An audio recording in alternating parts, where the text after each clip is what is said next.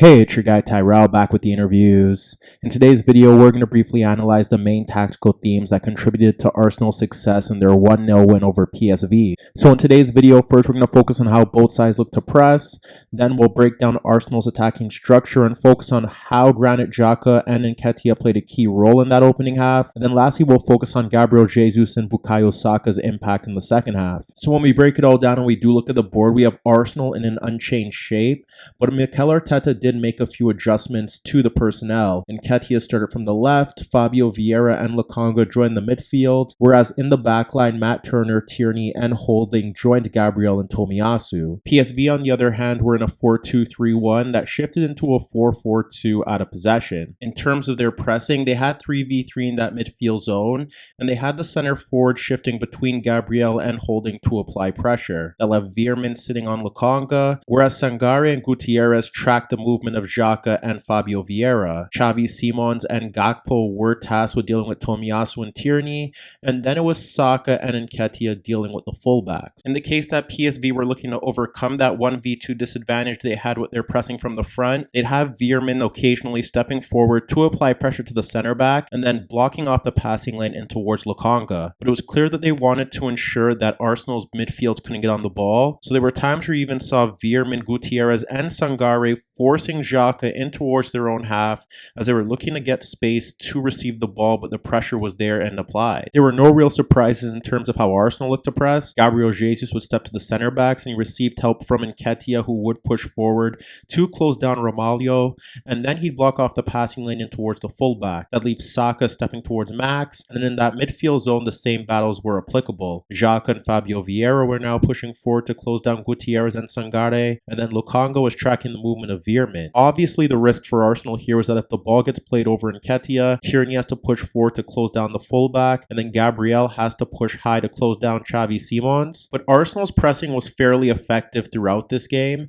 and even on the rare occasion where Nketiah was bypassed, and that resulted in Nketiah tracking back to apply recovery pressure, he ends up forcing the fullback into a mistake with a loose touch, and then from there Nketiah can step in to make a challenge to help Arsenal regain possession in the final third. Therefore, when we shift to Arsenal's attacking structure, there was no real surprise in how they went about their business here. At times it could look like a 4-1-5, but for the most part it was 3-2-5, and you ended up witnessing PSV dropping off into two banks of four, with Gakpo and Xavi Simons dropping off a bit narrow, and then the two central attacking players blocking off the passing lane in towards Lokonga. However, it was down Arsenal's left-hand side where they created the most havoc, and it stemmed through the movement of Nketiah and Xhaka. Tierney's versatility also did play a key role here. There were times where he did move into that midfield zone to create the 3-2-5 as expected, with Fabio Vieira and Xhaka pushing forward, because Xhaka and Fabio Vieira were looking to receive the ball in the pockets of space between the wide player and the central midfielder. But in terms of that rotation, what you ended up seeing for the most part was that Xhaka was pushing higher up the pitch,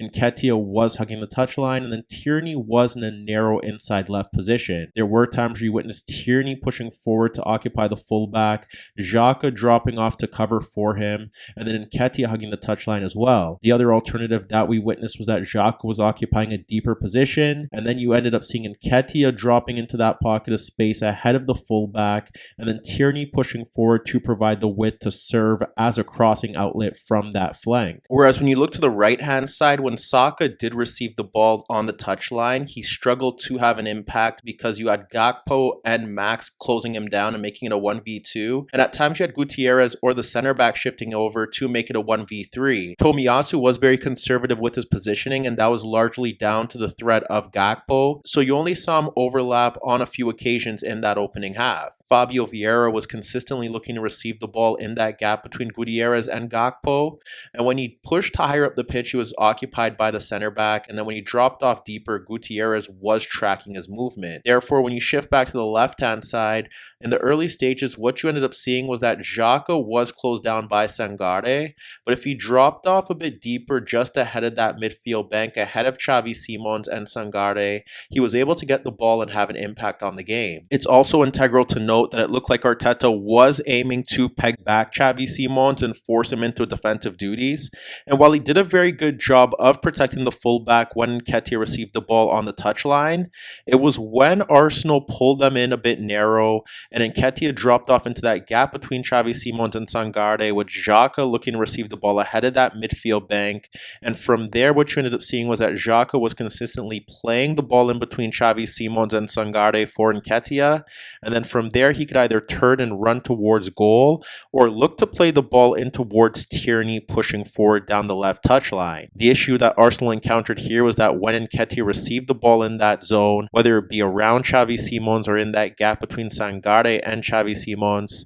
he struggled to have an impact in that final third. And the same could be said about Tierney when he pushed forward down that left touchline to receive the ball to deliver crosses in towards the penalty area. If Xhaka wasn't picking up the ball in that narrow midfield zone ahead of the midfield bank, he would shift towards the outside of Xavi Simons to receive the ball in the inside left position that Tierney often occupies, and that would end up seeing Tierney pushing forward down the touchline, and from this position he'd play the ball around Xavi Simons into the path of Nketiah, and there were several occasions where he played the ball around Xavi Simons into the path of Gabriel Jesus, dropping off the center backs. But even when Gabriel Jesus received the ball in that pocket of space between the lines or just ahead of the center backs, he struggled to have an impact in the final third in regards to testing the goalkeeper or creating chances for his teammates. Whereas on the right hand side, the only manner in which Arsenal were capable of impacting the game was when Saka was looking to make runs across Max to receive the ball, or simply make runs in behind him to receive the ball in behind the PSV backline,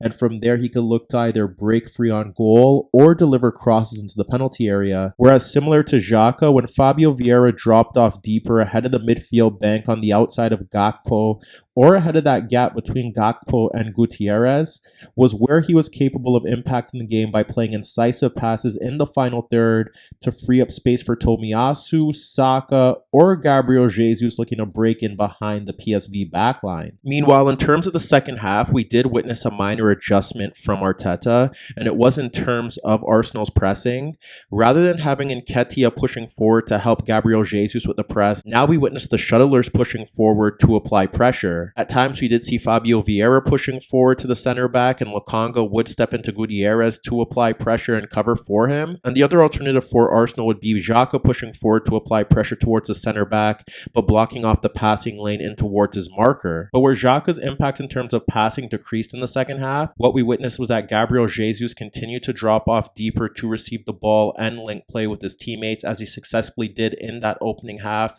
And when PSV players were picking him up, they were struggling to keep the Brazilian ahead of them, and now that was creating an overload in that midfield zone to help Arsenal push forward. The other issue that PSV encountered was that Veerman was no longer sticking tight towards Lokonga, and the same can be applied to Thomas Partey when he entered the game. And when you look at some of Arsenal's best chances from open play, it stemmed with Lokonga being free to step forward and play passes into Gabriel Jesus, either dropping off the center back or dropping off into space between the lines, and from there he was able to combine with Saka or create an opportunity by himself through his dribbling to get Arsenal into legitimate goal scoring positions. In this example, you witness Lokonga carrying the ball freely towards the halfway line, and before pressure is applied, he splits Gutierrez and Sangare for Gabriel Jesus, and once he turns, he can locate Saka making a run off Max's shoulder in behind, and from there he slides the ball across the center back and Max for Saka, breaking free into right half space,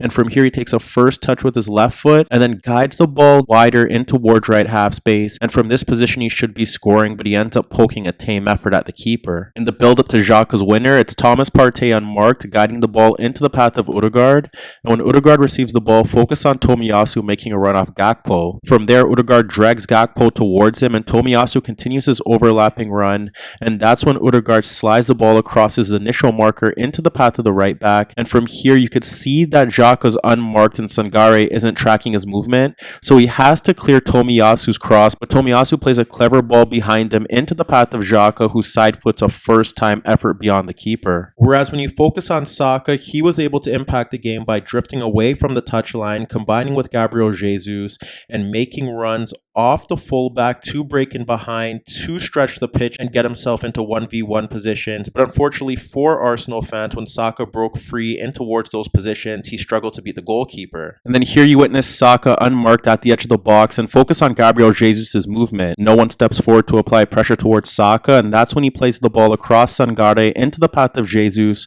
who wins the initial challenge with the defender tracking his movement, and then is capable of cutting across the center backs with his right foot. However, in this position, he's incapable of keeping his balance, and he ends up firing a tame effort at the keeper. So as you can see, despite Kieran Tierney's defensive issues in the final half hour of the match, here, Arsenal enjoyed a fairly comfortable evening through Xhaka's passing and Nketiah's running in the first half, whereas Saka and Gabriel Jesus created issues in the second.